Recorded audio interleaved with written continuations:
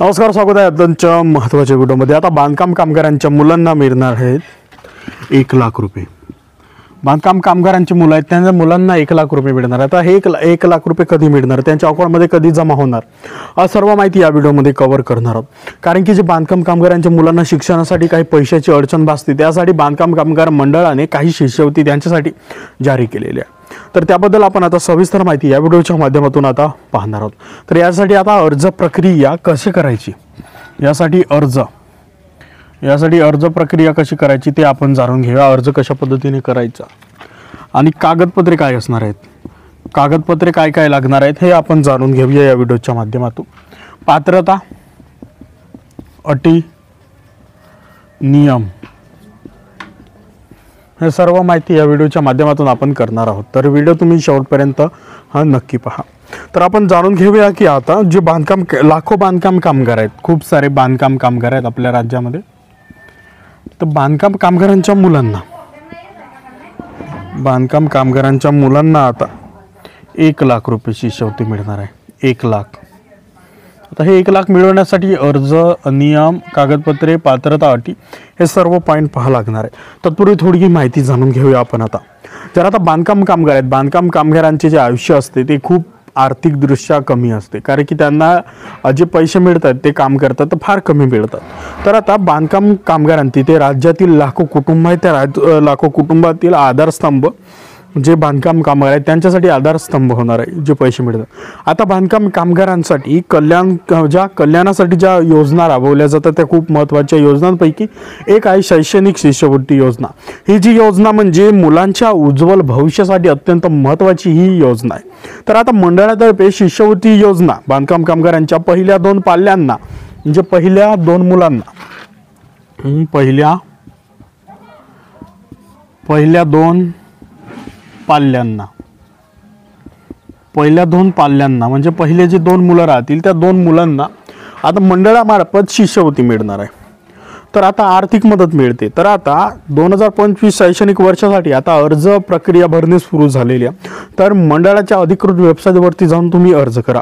तर आता जी भरती प्रक्रिया आहे म्हणजे मागच्या वर्षीची आणि या वर्षीची यामध्ये खूप सारा बदल झालेला आहे। तर आता महत्त्वपूर्ण बदल आता समजून घेणे तुम्हाला खूप गरजेचं आहे, कारण की आपण शिष्यवृत्तीचा फॉर्म भरत असतो, फॉर्म भरत असताना काही चुका असतात त्या करत असतात, त्या चुकांमुळे तुमचं फॉर्म रिजेक्ट होत असते वारंवार। तर त्या चुका तुमच्या हातून घडू नये यासाठी आपण या व्हिडिओच्या माध्यमातून कव्हर करणार आहोत। तत्पूर्वी या योजनेचे जे उद्दिष्ट याचे जाणून घेऊया आपण। मुख्य उद्दिष्ट काय आहे, आता ही जी शिष्यवृत्ती योजना ही शिष्यवृत्ती 1ली ते 5वी पर्यंत म्हणजे ग्रॅज्युएट पर्यंतचे शिक्षण घेत असलेल्या सर्व बांधकाम कामगारांच्या मुलांना आहे। म्हणजे वर्ग पहिला बघा, वर्ग 1 ते संपूर्ण पदवीधर पर्यंत जे शिक्षण घेतील, जे मुलं बांधकाम कामगारांचे शिक्षण घेतील तर त्यांच्यासाठी ही योजना खूप महत्त्वाची होणार आहे।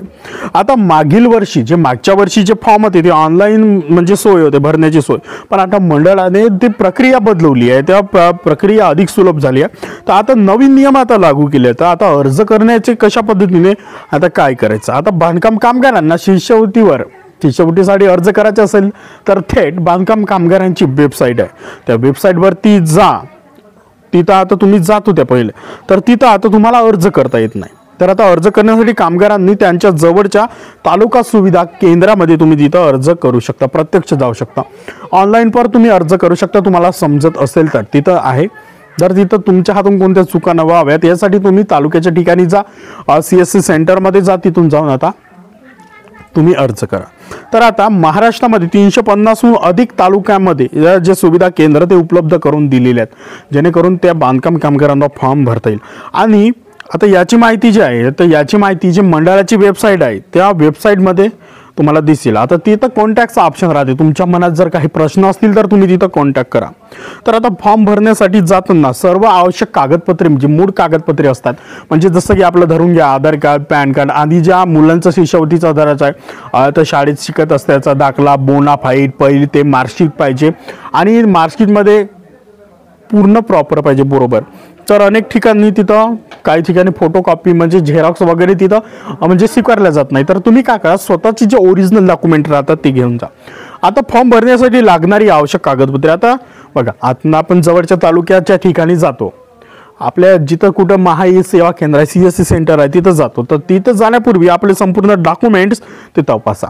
आता डॉक्युमेंट्समध्ये काय ते पॉईंट नंबर 1 आहे नोंदणी नूतनीकरण पावती, म्हणजे बांधकाम कामगार म्हणून वैध असलेली नोंदणी नूतनीकरण पावती तर रिन्युअल केल्याची पाहिजे.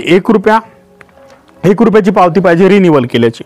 त्याच्यानंतर बोनाफाईड प्रमाणपत्र, जो विद्यार्थी ज्या शाळेमध्ये शिकत आहे त्या शाळेमध्ये शिकत असल्याचं बोनाफाईड सर्टिफिकेट पाहिजे. त्याच्यानंतर अर्ज करत आहे तर अर्ज करत असलेल्या शैक्षणिक वर्षातील पाल्याच्या उपस्थितीचा दाखला, म्हणजे त्याला आपण मार्कशीट म्हणत असतो. मार्कशीटमध्ये तिथे लिहून असते किती दिवस उपस्थित होता का, म्हणजे जिल्हा परिषद शाळेमध्ये तिथलं, तर ते दाखलं पाहिजे, उपस्थितीचा दाखला. त्याच्यानंतर पाल्याचे आधार कार्ड पाहिजे. त्याच्यानंतर येते आता रेशन कार्ड आवश्यकतेनुसार आणि इतर जे कागदपत्र ते तुम्ही सोबत घेऊन जा. तर आता संपूर्ण तुमच्या कागदपत्रांची तपासणी होईल. तुम्ही कागदपत्रे बरोबर आणली की नाही ते पूर्ण प्रॉपर तिथं चेक केलं जाईल.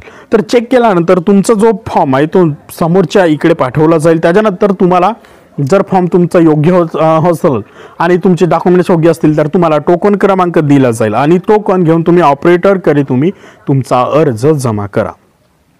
तर बघा, आता ही संपूर्ण माहिती या व्हिडिओच्या माध्यमातून कव्हर केली. तर बांधकाम कामगारांच्या मुलांना हे जे 1 लाख रुपये शिष्यवृत्ती मिळणार आहे हे आपण कव्हर केले. आता व्हिडिओ आवडला असेल तर व्हिडिओला तुम्ही लाईक करा, चॅनलवरती नवीन असाल तर चॅनलला सबस्क्राईब करा आणि या व्हिडिओला शेअर करा.